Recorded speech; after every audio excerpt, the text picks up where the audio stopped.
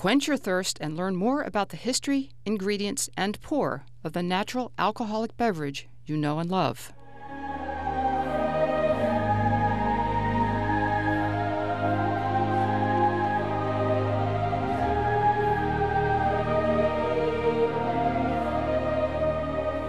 There is something to be said about a good pour and the proper glassware when it comes to certain kinds of beers, because it can enhance the aroma, the way it bowls out, or depending on what the glass does.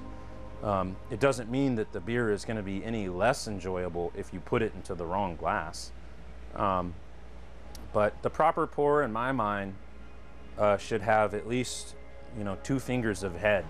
So when I pour a beer into a glass, I go against the side of the glass for about 3/4 of the pour, and then I just charge that last bit in right on top to really agitate up a nice head of foam, because the foam is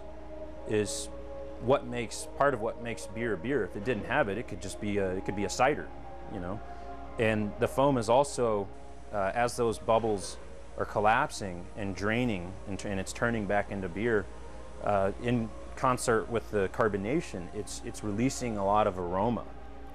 So when you first open up a beer and pour it, you're going to have all of those aroma compounds from the hops, from the fermentation, the esters, higher alcohol, all those flavor active are just going to be exploding off the top of that beer.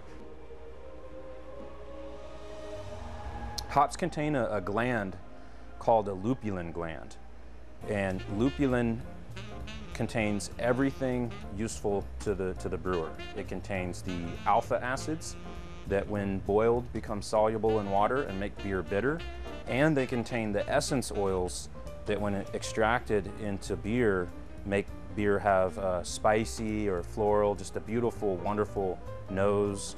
The big aroma that's a big part of our beer is all coming from hops, and it's amazing the different flavors you can get from hops. Some of the essence oils express themselves almost like certain fruits, sometimes limes or lemons, sometimes blackberries, sometimes apricots or peaches. I've had a lot of consumers come to me and ask if we actually put some of these fruits into the beer, and we're against that kind of thing, so we actually get all those flavors from the hops. At the end of the day, it always comes back to this. This is how they were brewing beer. The first early person that ever left a bowl of barley that they were eating out in the rain, and then it sprouted, and then the sun came out and turned it into malt, and then it got wet again and it made extract, and then it fermented, and he was a little thirsty. And he found it, and he said, well, it doesn't smell bad, and I'm thirsty. So he drank it, and then all of a sudden he was like in touch with the gods. He was like, thought to himself, well, what happened there? That whole process with the caveman that I just described is not horribly different than how we do it today. The only thing that separates the two scenarios is process control. And ultimately, anyone can brew beer. Anyone can make a good beer, but to know what it really takes to make the same beer over and over and over again, and to really know how to spin off another one and get it right off the bat, that's called process control, and that's what separates the big dogs from the little dogs.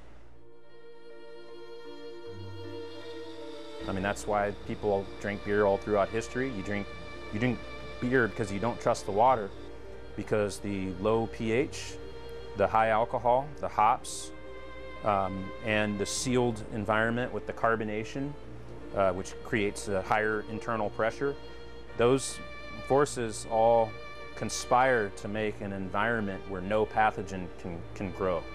So all throughout history, they knew, the beer might get you drunk if you drink it all day, but you're not going to die. You drink that water from that pond over there, you might just drop dead, but you can certainly trust the beer.